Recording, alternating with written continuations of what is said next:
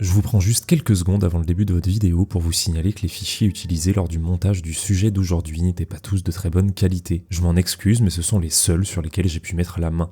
J'espère que ceci ne vous gênera pas lors de votre visionnage. De plus, l'intégralité des sources utilisées pour l'élaboration du texte, qu'il s'agisse d'articles, de thèses, d'essais ou de vidéos, sont disponibles dans la description juste en dessous. Et, comme d'habitude, je précise que cette vidéo a été conçue pour une écoute au casque ou aux écouteurs, pour une qualité de son optimale. Voilà, bon visionnage.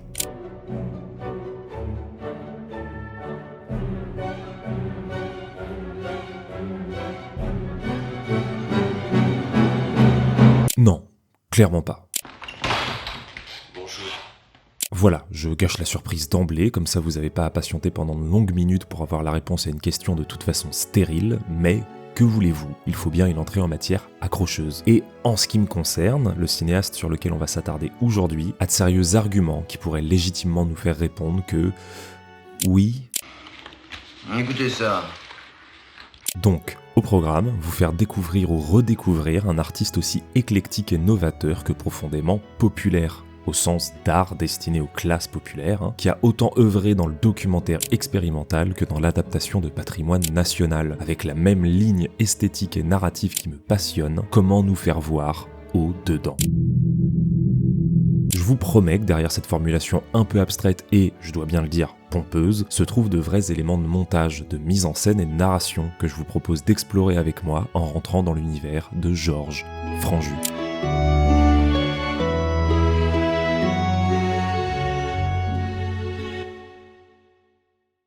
Né en 1912 à Fougères, en Ille-et-Vilaine, en région Bretagne. Arrête, il est de chez nous ? Et ouais, je disais donc, né en 1912 à Fougères en Ille-et-Vilaine dans la région Bretagne, Georges Franju est un réalisateur français qui a débuté sa carrière comme décorateur au théâtre, avant de faire la rencontre de Henri Langlois en 1934 par le biais d'un travail dans une imprimerie. Micro-parenthèse sur Henri Langlois, je suis désolé mais ce sera peut-être ma seule occasion de parler du bonhomme, et il est un peu trop important pour juste le passer sous silence. C'est un passionné de cinéma dès le plus jeune âge, il rencontre donc Franju en 1934 par le biais d'un travail dans une imprimerie, et je vous en reparle dans une petite seconde. Mais par la suite, il arrive à faire publier quelques papiers dans des revues de cinéma avant de se donner pour mission de sauvegarder les films muets dont les copies sont en voie de destruction et de disparition depuis l'apparition du parlant. Il rencontre Jean Mitry, un critique, théoricien et historien du cinéma, quelques mois plus tard. Les trois fondent en 1936 la Cinémathèque française, qui est à la fois une salle de projection et un lieu muséal qui, encore aujourd'hui, archive, sauvegarde, restaure et diffuse le cinéma. C'est un travail d'une importance capitale qui, je l'espère, perdurera encore pendant bien longtemps. On a découvert que maintenant, il y a des œuvres qui franchiront le temps. Et qui franchiront pas seulement le temps d'aujourd'hui, mais le temps toujours, si évidemment leur conservation est assurée. Et tout d'un coup, on a découvert qu'il n'y avait plus de nuances. On a découvert qu'un film muet pouvait passer devant le public à la télévision avec autant d'intérêt qu'un film parlant. Donc, tout d'un coup, le travail de bénédictin qu'on a fait a eu son résultat. C'était la fin du Moyen-Âge pour le cinéma, n'est-ce pas ?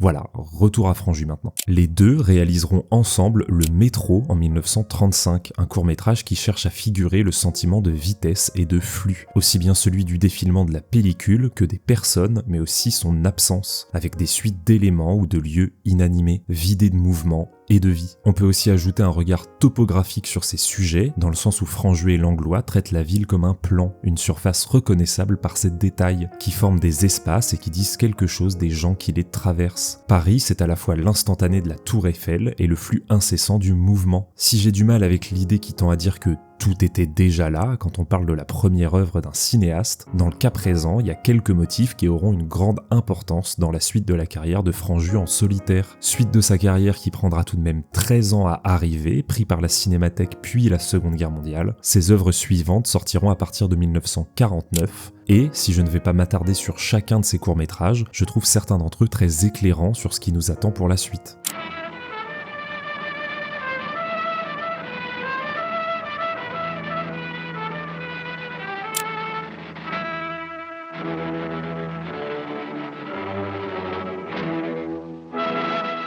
Avec Le sang des bêtes, Franju prolonge les intentions du métro en traitant d'emblée son espace comme topographique, par la mise en scène qui découpe les lieux, mais aussi par la voix off qui offre une rupture avec les images.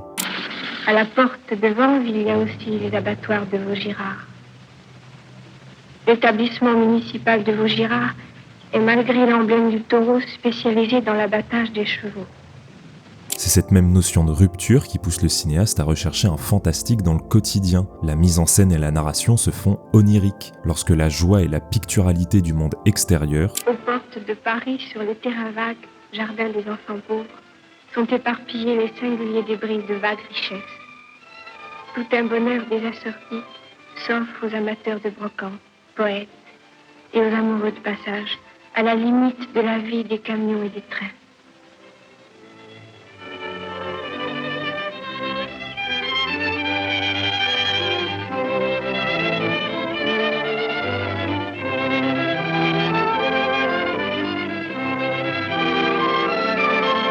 se heurte violemment à l'horreur de la mise à mort d'animaux.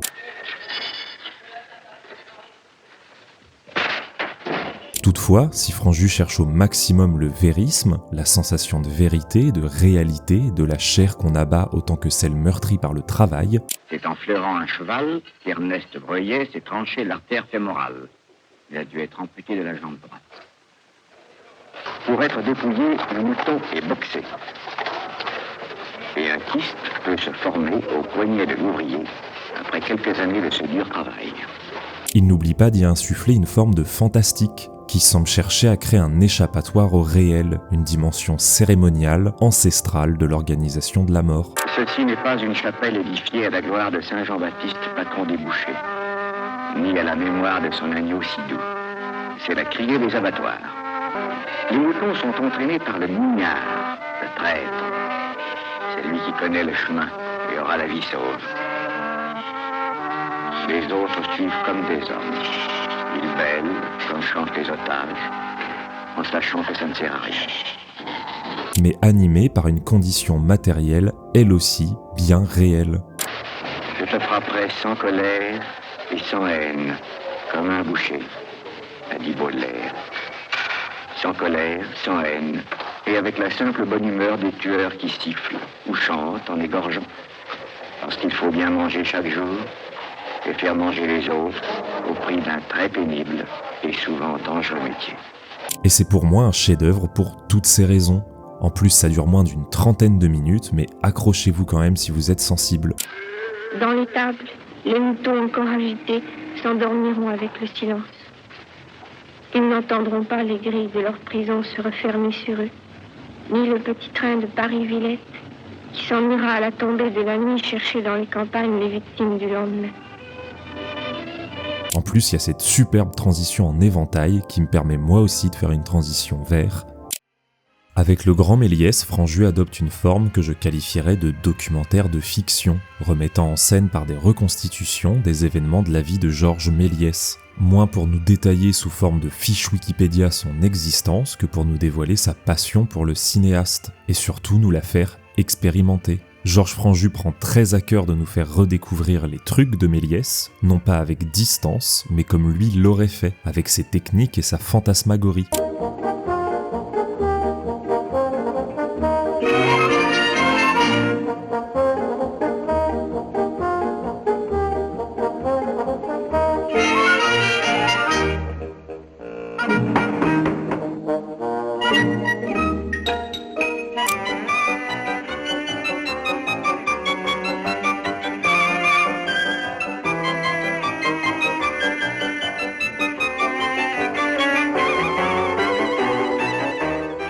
En tentant, à son échelle, de réenchanter l'imaginaire du quotidien, d'apporter du savoir par le divertissement, de voir le divertissement populaire comme un art noble, une intention que Franju portera à sa façon bien sûr, avec lui dans ses longs métrages. Mais avant d'en arriver là, et comme le montre cette très belle séquence, il est temps de s'attarder sur ce qu'il reste une fois que l'on disparaît. Souvenir désassorti d'une vie autrefois prestigieuse, faite de gentillesse et de bonté, et qui n'aurait pas dû se terminer ainsi.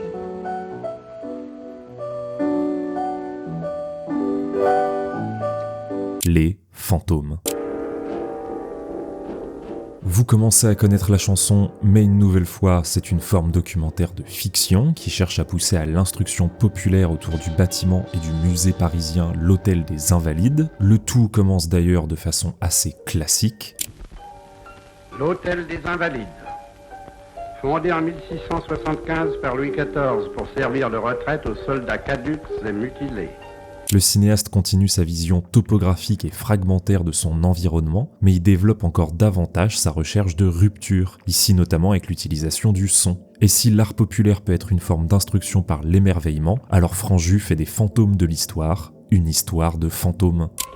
Mesdames et messieurs, si vous voulez bien me suivre.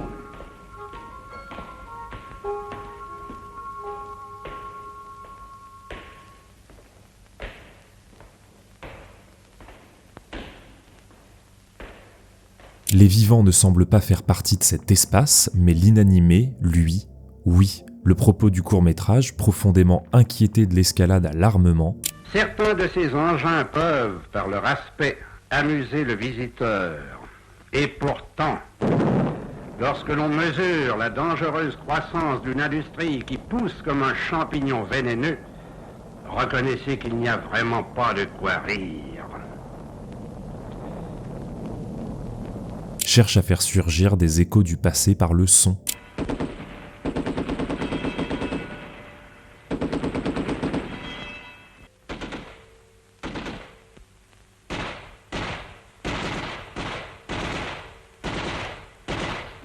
Tableau représentant un orchestre improvisé dans les tranchées.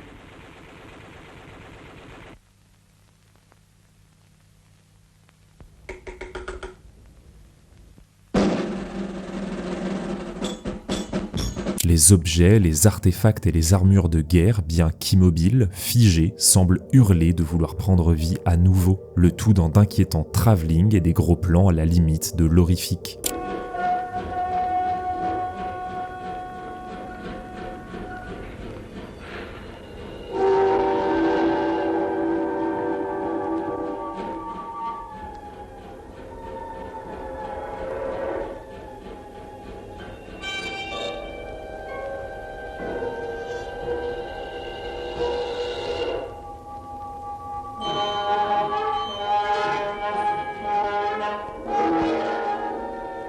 Le film est un hommage aux hommes et femmes, aux victimes, mais jamais à la récupération nationaliste ou politique qui en est faite. Ces corps sont, comme les employés de l'abattoir, meurtris et changés, une opposition que Franju souligne avec beaucoup de poésie quand le traitement muséal et immortel de l'exposition est traversé par l'un des corps qui l'a subi.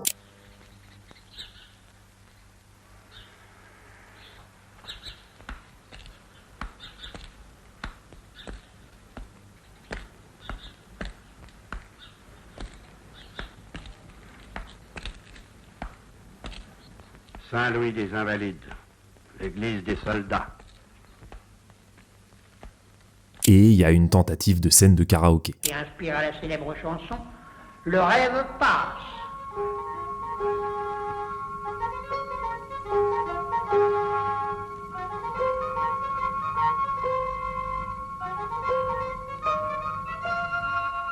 Maintenant qu'on a posé quelques bases, on va pouvoir passer à la partie long métrage de la carrière du réalisateur. Mais plutôt que de s'attarder sur chaque film indépendamment, on va fonctionner de manière thématique. Pour, comme toujours, vous garder la surprise de la découverte, mais parce que l'objectif ici, c'est surtout de vous donner des clés de lecture potentielles pour vos, je l'espère, futurs visionnages. Et tâchez de comprendre comment, en continuant d'offrir des variations et d'expérimenter sur différents motifs et points de mise en scène que l'on vient d'aborder succinctement, Franju parvient à nous faire voir au-dedans.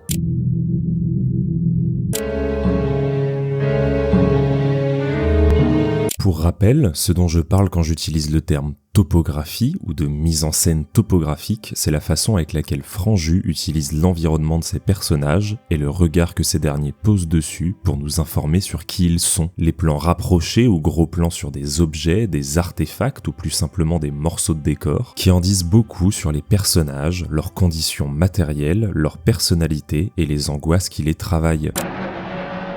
Alexis est impossible, il a failli renverser l'évêque.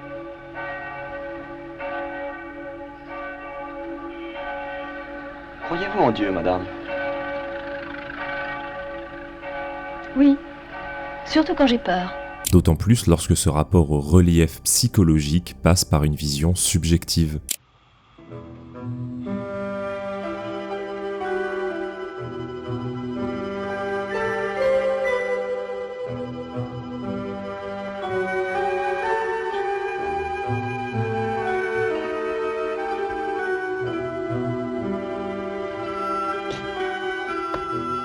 Cette importance donnée aux lieux et à ce qu'ils habitent et disent naturellement des personnages permet aussi aux cinéastes de créer des ruptures poétiques, comme ici dans Plein feu sur l'assassin. Ah si, je pouvais être châtelain. Il n'y a plus de château.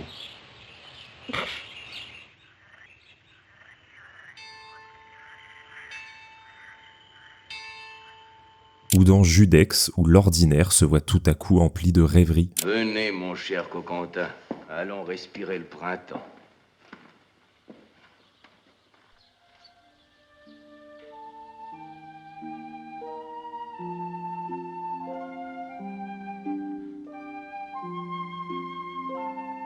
Mais aussi quand de longs plans sur un banal château se chargent peu à peu d'angoisse au fil de l'avancée de l'histoire qui est racontée. Le comte n'avait qu'une passion, la chasse. Et bientôt, Éliane prit pour amant un jeune et beau chevalier. Lorsque le comte quittait le château, Éliane montait à la tour et accrochait une écharpe blanche à la plus haute fenêtre. À ce signal, le chevalier accourait. Ce jour-là, le comte partit comme de coutume avec ses piqueurs et ses chiens. Au loin, dans la forêt, on entendait les sonneries de trompe et les cris de la meute. Comment les amants se seraient-ils méfiés? Pourtant, c'était une ruse. Abandonnant ses chasseurs, le comte revient au château. L'épée au poing, il monte dans la chambre d'Éliane. Là, un duel terrible s'engage entre les deux rivaux. Le mari tue l'amant. Désespérée, Éliane s'enfuit dans la tour. Elle dénoue l'écharpe qui symbolise son amour et la serrant contre son cœur, elle se jette dans le vide. Parce que si Franju nous donne à voir à travers les yeux de ses personnages pour mieux les comprendre,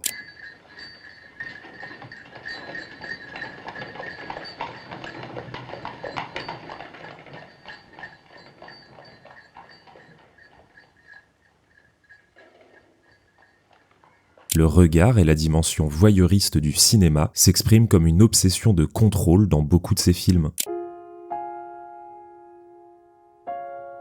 Ainsi, le réalisateur multiplie les différentes sources d'images, de prises de son, mais aussi tout un tas de lieux et d'objets de contrôle, qui permettent à la fois de mieux cerner des protagonistes qui ne se savent pas observer, mais aussi, paradoxalement, à mieux comprendre les observateurs et leurs intentions, parfois malveillantes. Et croyez-moi, je sais de quoi je parle. Pourquoi tu me regardes comme ça? Pour rien. Pour rien. Si ce contrôle peut s'exercer simplement, et croyez-moi les guillemets sont importantes vu ce que je m'apprête à dire, mais il faut garder en tête que je parle de l'importance que ça a dans la mise en scène. Simplement donc, en gardant sa fille qu'on a fait passer pour morte prisonnière afin de pouvoir lui reconstruire un visage à partir de peaux volées sur des jeunes femmes que son père kidnappe. Un truc simple quoi. Je considère que c'est un élément simple car il s'agit d'un aspect du récit qui est exploré par la forme du film, mais moins sur l'angle de l'obsession du contrôle ou du besoin d'espionner que d'une relecture de la princesse enfermé dans sa tour, mais on en reparle un peu plus tard. Non, ce qui m'intéresse, c'est par exemple cette scène de Judex où le détective privé parvient à obtenir des informations sur son enquête en observant des domestiques à travers le trou d'une serrure. C'est son père qui l'oblige à se remarier. Elle était pourtant assez malheureuse la première fois. Il l'avait mariée trop jeune, la pauvre petite. Père Favreau, il doit trouver qu'un gendre qui s'appelle De La Rochefontaine, ça fait chier. Et puis le fiancé, ça doit l'arranger. Il paraît qu'il est complètement fauché. Il doit être pressé de venir coucher dans ce lit-là, le Rochefontaine.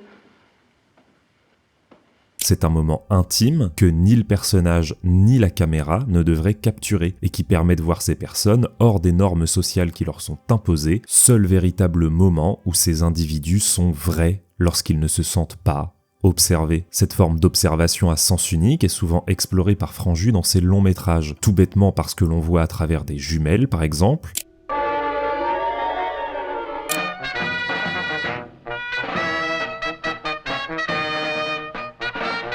Les fusiliers marins veillaient sur un terrain chèrement conquis lors de la bataille de l'Isère. Mais qu'il emploie à plein régime, dans plein feu sur l'assassin, au point de faire plonger la forme du film dans une perspective horrifique, aussi inattendue qu'efficace, notamment en jouant sur cet inconfort de l'observation, à la limite du fantomatique. Mais encore une fois, je m'avance sur un sujet qu'on va aborder plus tard. Pour l'heure, attardons-nous sur les outils de contrôle, et quoi de mieux qu'une immense maison aménagée pour accueillir des visites guidées, truffées de caméras et de capteurs.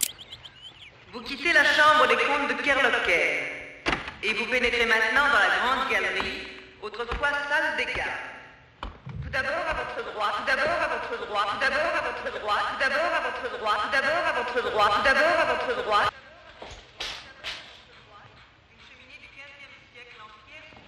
Alors quand une série de meurtres débute dans l'enceinte du château, vous vous doutez bien que le cinéaste va utiliser tous ces éléments à son avantage afin de nous dire qui sont réellement, au fond d'eux, ces gens. Notamment en détournant l'observation et le contrôle pour pousser au meurtre. Comment ? Vous ne saviez pas que sa femme le trompe ? En ce moment donné, elle reçoit son amant. Et lui, il joue de l'harmonia. Oh, le contact.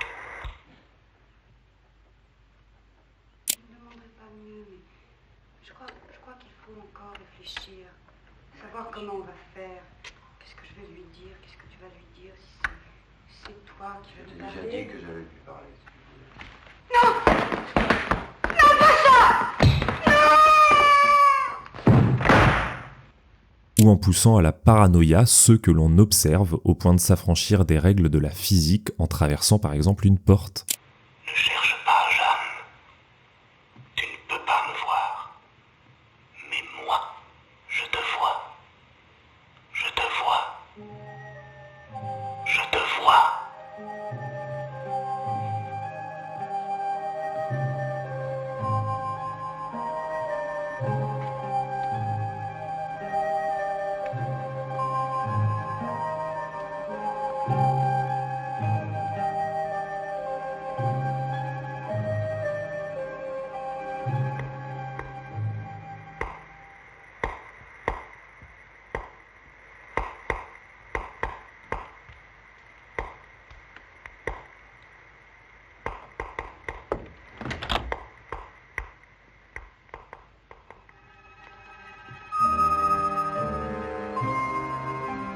C'est à cause de toi qu'André est mort. Tu es coupable, Jeanne. Coupable. Tout ceci n'est qu'un avant-goût de la vraie scène de tension horrifique du film, mise en scène et surtout montée avec énormément de maestria, alternant entre le panneau de contrôle qui indique du mouvement, La lumière.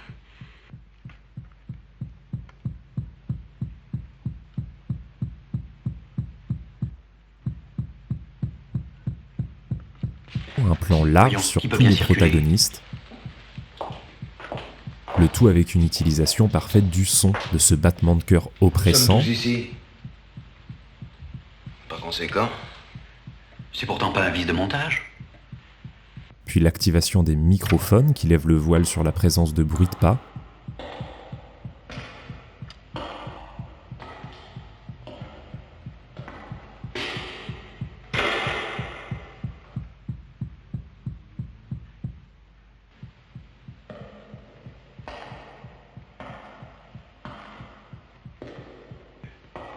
Et les réactions de chacun et chacune en étant soumis au stress qui révèle une partie de leur personnalité.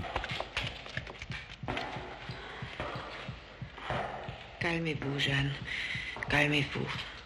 De l'autre côté du spectre, en revanche, il reste l'analyse de l'observateur. Si je ne veux pas vous gâcher les révélations de plein feu sur l'assassin, Nuit Rouge met plus directement en lumière la figure d'emprise, à la fois grâce à d'autres formes d'images comme moyen d'hypnose. Regardez, c'est lui. Voici votre homme. Voici votre homme. Voici votre homme.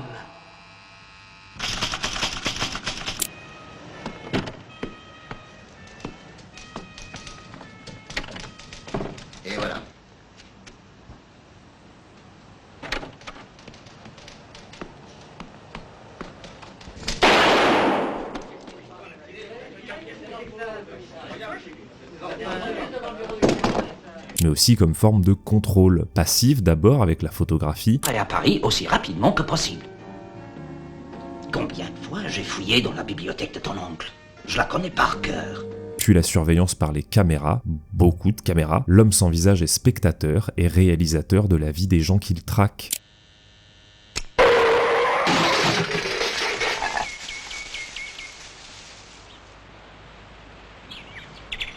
Le taxi, je le détruis.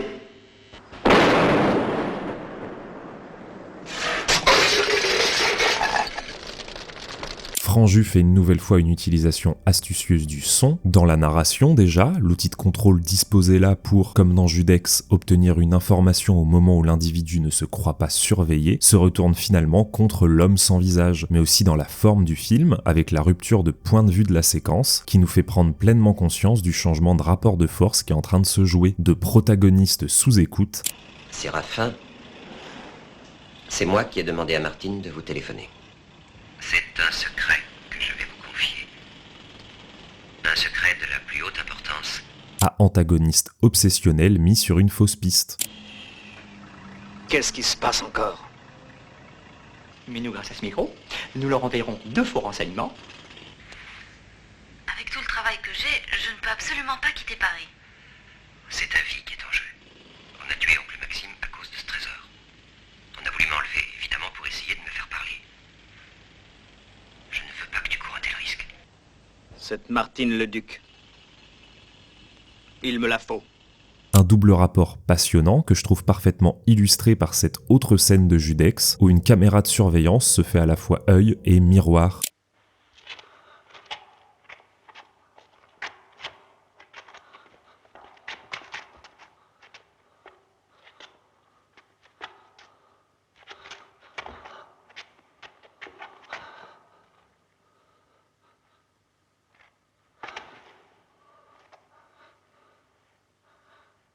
Car si l'on joue un rôle lorsque l'on se sait observer, ce que l'on renvoie de nous-mêmes en dit autant sur nous que ce que l'on essaye de cacher. Les personnages de Franju sont donc eux-mêmes des surfaces, à la fois miroirs et costumes.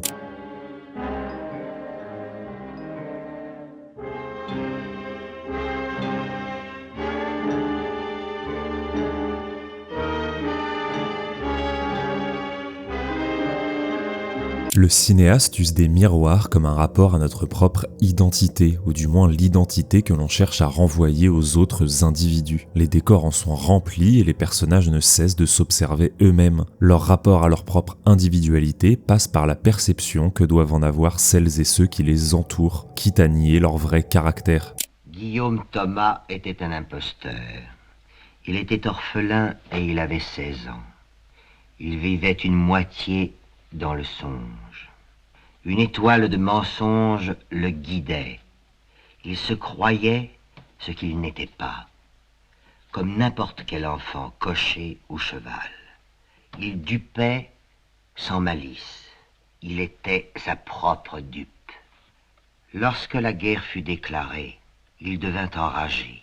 Trouvant dans le mensonge une antichambre des aventures, Thomas se vieillissait, racontait qu'il allait s'engager et parut un beau jour en uniforme. Dans Thomas l'imposteur, par exemple, un adolescent se fait passer pour le neveu d'un haut gradé afin de sillonner les routes de la Seconde Guerre mondiale. Qui êtes-vous? Guillaume, Thomas de Fontenoy. Parent du général? Oui, son neveu. Ah, heureux de vous connaître, le général est un grand capitaine. Un costume qui est d'ailleurs vu pour ce qu'il est par certains. Victor! Mon capitaine? Qu'est-ce que c'est que cette tenue? Vous portez un revolver et un brassard de Croix-Rouge? Mais mon capitaine... Et ce calot, qu'est-ce que c'est que ce calot? Tout cela n'est qu'un jeu pour lui. Le monde est sa scène de théâtre et les obstacles à ce fantasme identitaire forment les ruptures du film.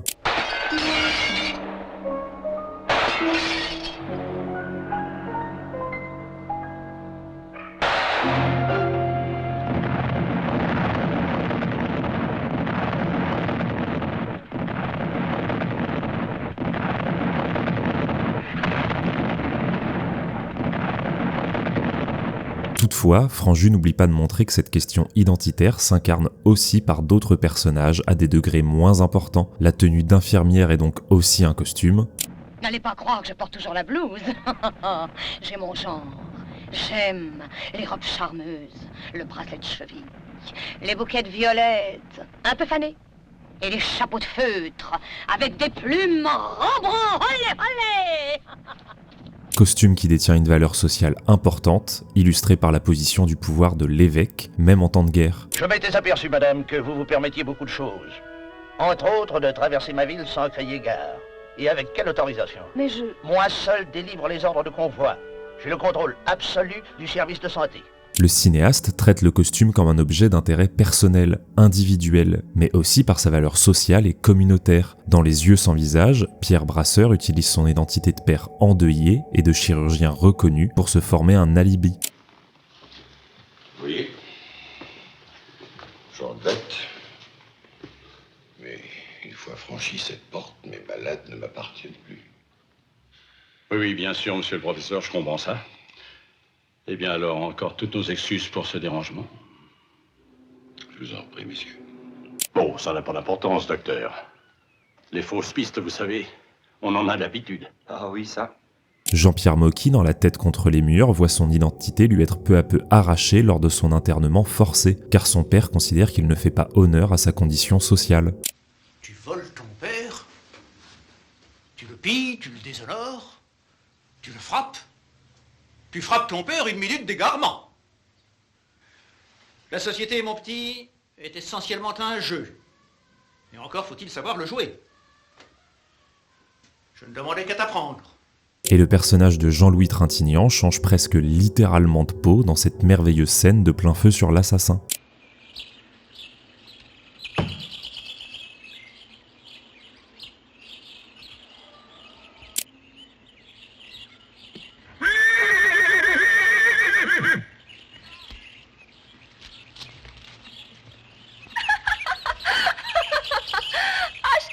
Pas ce costume. Dis donc, si un jour on se marie, on sait jamais, tu t'habilleras comme ça, hein? Si tu crois que c'est pour mon plaisir. Je sais, c'est pour ta famille. Toute la trajectoire du film s'exprime d'ailleurs dans ce titre, mettre en pleine lumière les mensonges et les faux semblants qui habitent cette famille, à la fois pour eux-mêmes, vous offre une remarquable collection d'armes. Ce sont des épées du XVe siècle, poignées et gardes en or massif, incrustées de pierreries. L'armure en réduction représente point par point Si on avait le courage. à la bataille de Marignan, alors qu'il combattait sous l'étendard de François Ier. Un 13e siècle en argent massif, Oh nom de Dieu. des pièces les plus rares qui demeurent de l'art religieux de Il était chargé. mais aussi comme un regard extérieur, comme avec ce plan où les disputes familiales sont filmées par Franju à travers la vitre sans teint, derrière laquelle se trouve le corps que toutes et tous recherchent, une illustration des squelettes dans le placard. Ou du cadavre derrière le miroir sans teint de la pièce secrète, visiblement. Que se traîne la famille, mais aussi de cette obsession voyeuriste de contrôle qui va percer à jour les vérités que cachent ces gens.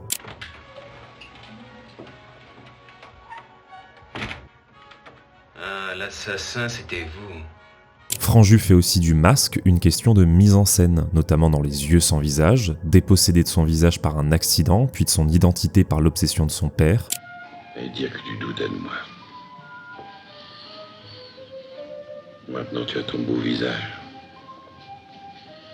Ton vrai visage. Tu vas pouvoir revivre. Le cinéaste traite du hors-champ interne, c'est-à-dire un élément présent dans le cadre de l'image mais inaccessible à notre regard. Ici le visage du personnage d'Edith Scobb, une dépossession par le masque et le fantasme de retrouver pleinement son identité révolue.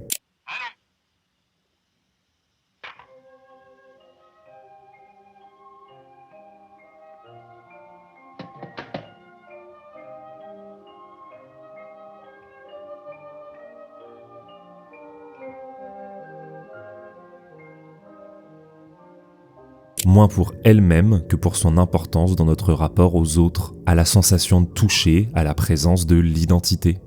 Je n'en peux plus. Ne plus oser se regarder. Ne plus oser porter la main sur son visage. Avoir peur d'y sentir les sillons, les crevasses, cette peau comme de la peau de ruche. Intéressant aussi de faire remarquer son utilisation du masque dans ses films inspirés par les sérioles, la figure maléfique de l'homme sans visage abusant de prothèses et de costumes pour mieux obtenir des informations. Quel genre de renseignements avez-vous à me vendre? En volant l'identité. Mon Dieu, monsieur Paul. Oh, monsieur Paul, un terrible malheur. Qui êtes-vous, monsieur? Mais c'est monsieur Paul, le neveu de ce pauvre monsieur. C'est exact. Apparaître comme faible ou diminué, ou passer inaperçu. Oh, Madame Le Pied. Mais vous êtes revenue, mademoiselle Hermance? Je suis juste revenue pour prendre quelques affaires. Un antagoniste insaisissable, mais aussi sans individualité. L'homme qui vous a fait tuer. Dites-nous qui il est. Je ne sais pas. Mais vous connaissez son visage. Son vrai visage. Il n'a pas de visage. Un traitement radicalement opposé à celui qu'il fait dans Judex, le justicier usant de costumes pour mieux s'infiltrer et faire valoir des châtiments qu'il estime justes envers des personnes de pouvoir, qui agissent sans répercussion, voire avec la complicité du pouvoir légal. Pour les Rio Pinto, téléphonez à Marco pour qu'il liquide toutes ses disponibilités. Et que l'on sache bien que c'est la banque Favreau qui vend. Dans 3 jours, nous rachetons tout pour une bouchée de pain. Le point d'orgue de cette vision est la scène du bal costumé, où chaque masque est la traduction de la personnalité profonde et dissimulée de la bourgeoisie, que cette dernière expose en plein jour sans même s'en rendre compte. Favreau, l'antagoniste de Judex, arborant ainsi une tête de rapace.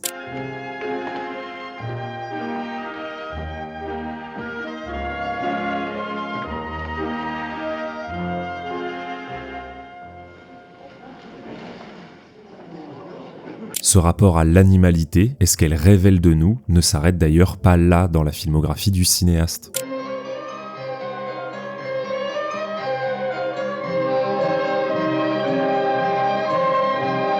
Dans le cinéma de Franju, les animaux tiennent une qualité totémique pour les personnages. Ils nous renseignent une nouvelle fois sur ce qui les travaille réellement, dans un rapport de classe déjà, comme c'était le cas dans Le sang des bêtes, où la condition des animaux se confondait avec celle des ouvriers, mais aussi par exemple dans Plein feu sur l'assassin, où le rapport de domination et de domestication inhérent à l'équitation se traduit par un même rapport de domination entre la bourgeoisie et les employés du château. Il est presque 11 heures. C'est un ordre. Comment était monsieur le comte avec vous? Comme vous. Enlevez-moi mes bottes. Ça colle à la peau.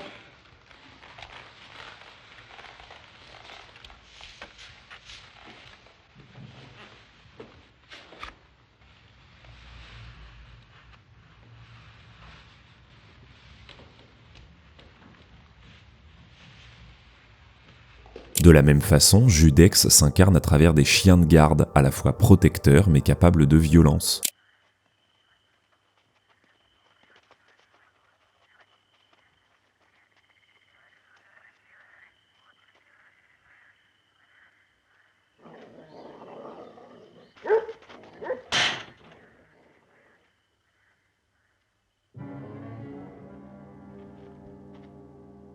Mais aussi l'importance de l'assimilation de la condition animale à celle des personnages. Dans Thomas l'imposteur, la séquence de la ferme sert à représenter la mise à mort organisée qui caractérise le conflit sans jamais avoir à le représenter directement. Ou l'enfermement psychiatrique, pour leur bien, mais qui les prive irrémédiablement de liberté en ne cessant de mettre les patients en parallèle avec les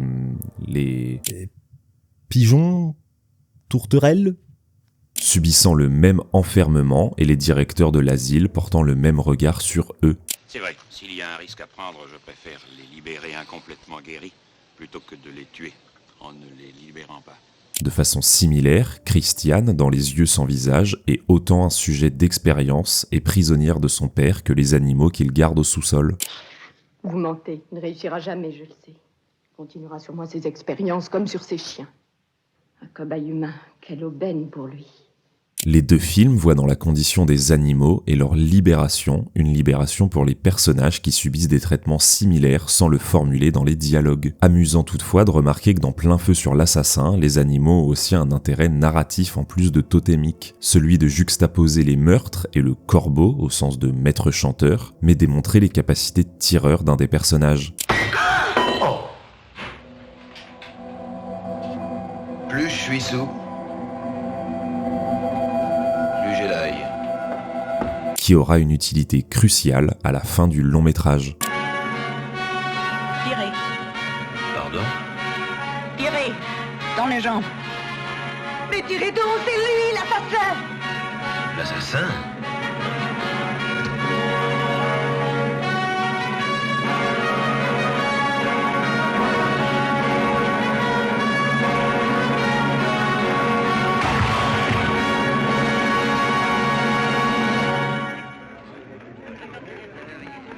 L'assassin qui? Ou encore une intervention que je qualifierais de morale quand un hibou sauve in extremis une membre de la famille de la mort, liant dans une seule séquence la dimension fantomatique et animale. Et en parlant de fantômes justement... Un simple courant d'air suffit à faire remuer un fauteuil à bascule. Un fantôme, ça aurait tout de même plus de gueule qu'un courant d'air, non? Ne dites donc pas de sottise. Si on s'est déjà en partie attardé sur cette perspective, notamment autour de Plein feu sur l'assassin, et nous n'en avons d'ailleurs pas fini avec ce film, c'est un point important qui, sans mauvais jeu de mots, hante le cinéma de Franju. Dans La tête contre les murs déjà, son premier long métrage, le centre psychiatrique semble être le dernier refuge des ombres de ses patients, plus tout à fait vivants, pas vraiment morts, une lente désagrégation de l'identité et donc de la vie. C'est un hôpital ici? Oui, mon gars. Quel hôpital? Je viens de coucher. Je ne suis pas en prison. En prison? Pourquoi, mon petit gars? Dans le même ordre d'idée, Christiane, dans Les yeux sans visage, est, elle aussi, traitée par la mise en scène comme un fantôme, le spectre d'une personne qui a été mais qui n'est plus, et qui reste enfermée dans les couloirs angoissants de son château familial, qui arbore non plus les traits de ce qui était autrefois un foyer, mais bien ceux d'une prison sortie d'un récit gothique. Le cinéaste prend en compte ce bouleversement dans la psychologie du personnage et met sa mise en scène au service d'une angoisse sourde, alliant tension et mystère.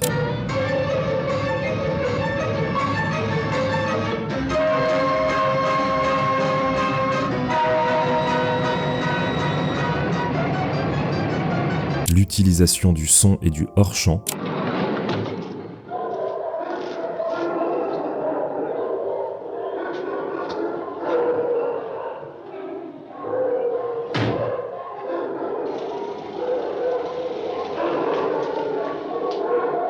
les contre-plongées sur l'ascension interminable jusqu'à sa tour,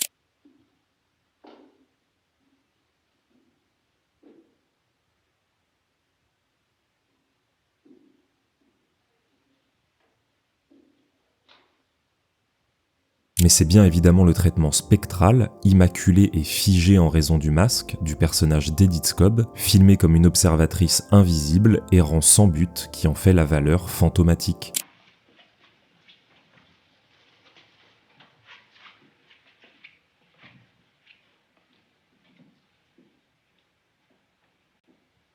Franju fait de l'espace dans lequel évoluent ses protagonistes un élément déterminant de leur psyché, et le vide apparent de certains lieux nous offre des moments qui lorgnent clairement vers le cinéma de genre, sans forcément s'y jeter pleinement, tout en faisant de ces longs travelling un écho de ce qui était autrefois, un enjeu formel timidement exploré dans Judex,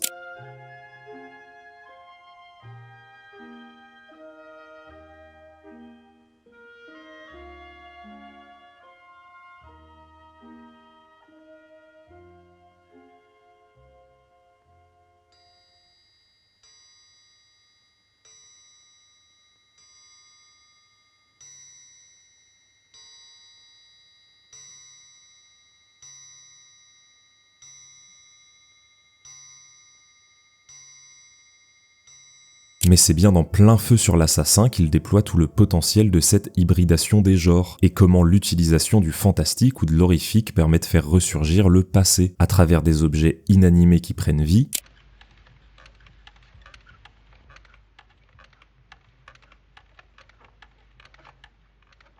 celle d'une malédiction familiale entre des amants qui semblent se rejouer, aussi bien dans la narration du film que dans sa forme dans la mise en scène. L'épée au poing, il monte dans la chambre d'Eliane. Là, un duel terrible s'engage entre les deux rivaux. Le mari tue l'amant.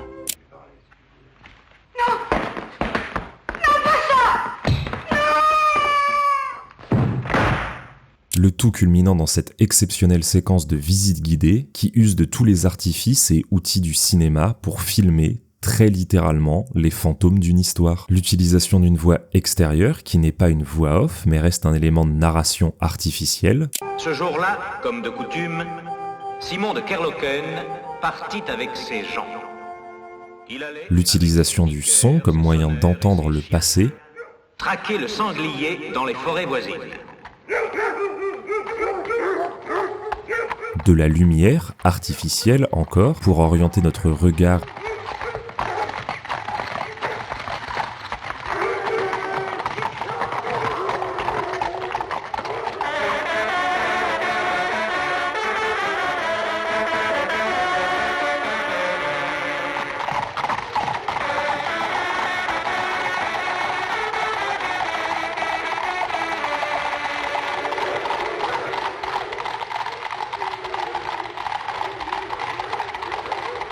Et simuler le mouvement.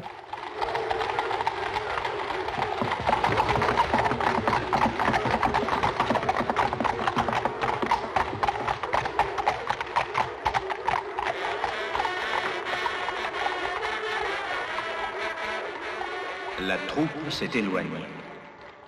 Mais aussi et surtout la mise en scène et le découpage qui articule les enjeux et la tension de la séquence. Sautant à terre, Simon de Kerlocken dégaine son épée.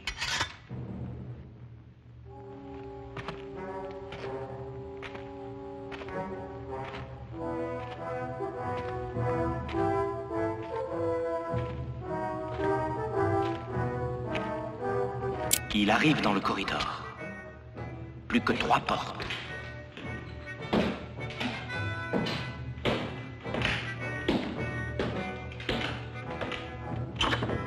Plus que 2.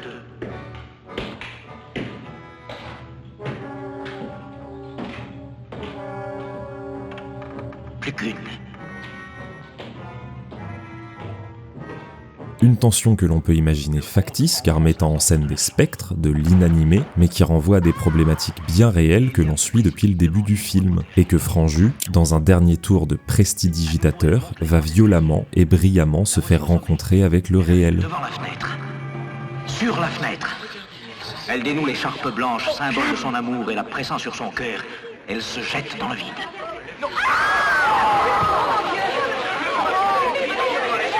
Elle dénoue l'écharpe qui symbolise son amour et la serrant contre son cœur, elle se jette dans le vide. Et c'est pour moi, là, l'une des plus grandes forces du cinéaste, aborder des thématiques complexes sans jamais oublier le spectateur, et que le fait de le divertir puisse être un des meilleurs moyens de l'instruire. Et l'idée n'est pas là de dire que le divertissement n'est qu'un cheval de Troie pour mieux faire passer des concepts que le public n'aurait normalement pas acceptés, mais d'envisager les genres et leurs archétypes ainsi que leurs codes comme un support propice à l'évasion et à la réflexion.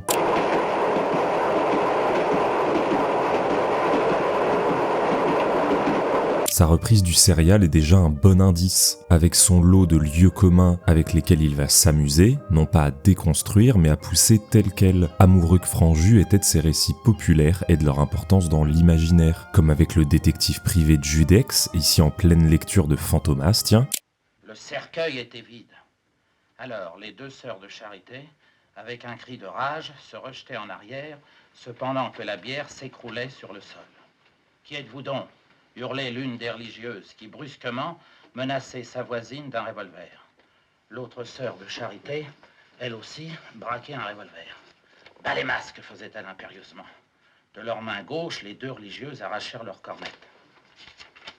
Et c'étaient 2 cris de haine qui s'échappaient de leurs lèvres. Juve, Fantomas.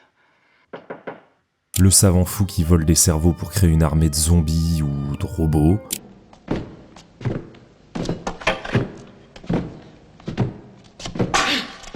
qui me mettent très mal à l'aise déjà, mais qui pour moi sont surtout une reprise des Autons de Doctor Who, mais c'est un autre sujet.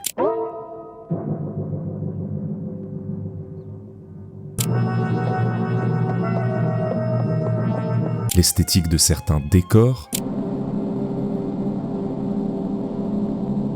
la théâtralisation des personnages, l'importance des portes cachées, des artefacts, les références au trésor des Templiers, des organisations criminelles ou sectaires secrètes, la présence de tours de magie, mais aussi son envie de proposer des séquences spectaculaires, sincères, impliquant des cascades qui, si elles ne feront pas trembler Tom Cruise, qu'on soit clair, sont mises en scène efficacement, nous renseignent sur les capacités des personnages et la vision qu'en ont ceux qui les accompagnent.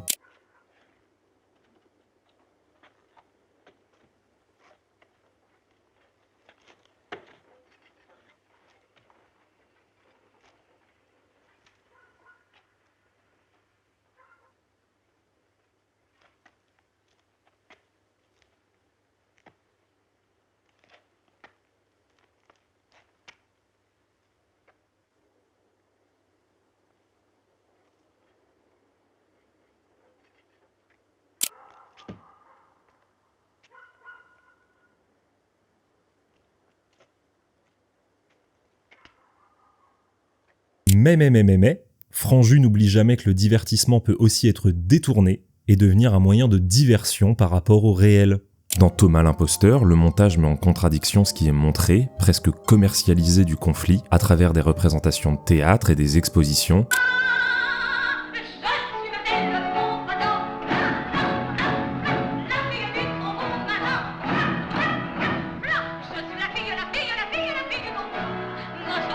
Et la réalité bien plus dure du champ de bataille.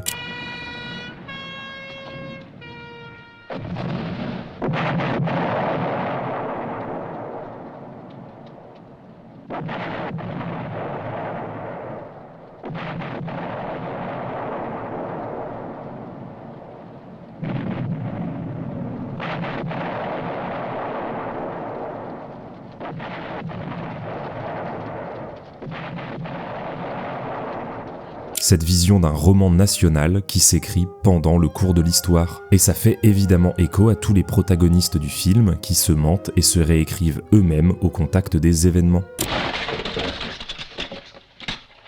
Une balle. Je suis perdu si je ne fais pas semblant d'être mort. Mais en lui, la fiction et la réalité ne formaient qu'un. Guillaume Thomas était mort. Ou, dans une moindre mesure, comment les différents membres de la famille de Plainfeu sur l'assassin cherchent à capitaliser à la fois sur la disparition de leur oncle, mais aussi sur le drame historique qui a habité le château autrefois. Un affrontement entre la recherche intellectuelle du savoir et l'exagération du réel au profit du divertissement. Ne parlez pas, comment voulez-vous que je prenne le son ? Franju, bien heureusement pour nous, préfère marier ces deux approches, car elles permettent ensemble de proposer des divertissements populaires qui interrogent. Et si j'aurais aimé continuer à parler du réalisateur et de ses films, notamment sur les sublimes partitions de Maurice Jarre qui accompagnent certains des extraits que vous avez pu voir aujourd'hui, l'important réalisme des scènes médicales et de leur description. Une semaine après la cicatrisation, quelques taches de pigmentation apparaissent. Plus tard, la palpation révèle de petits nodules sous-cutanés. Le 12e jour, la nécrose du greffon hétéroplastique est patente. 20e jour, les premières ulcérations se produisent accompagnées d'un décollement du derme et de signes d'infection. Le greffon nécrosé doit être retiré. Etc., etc., etc. Mais pour le coup, tout ça, ce sera à vous de jouer. On a essayé de vous donner le maximum de clés possibles et on avait une problématique très claire en tête. vous montrer pourquoi ces métaphores, ces masques, les écrans et les miroirs ne sont pas des moyens de nous mettre à distance des personnages, mais en réalité une façon de les fragmenter en une succession de motifs et de totems abstraits, et comment leur vraie nature profonde se dissimule en plein jour sous le regard de la caméra de Franju, que les espaces qu'ils et elles investissent, autant que les costumes qu'ils ou elles portent, nous permettent d'appréhender une partie de ces gens qui nous seraient autrement inaccessibles, invisibles. En d'autres termes, comment Georges Franju nous fait voir au-dedans.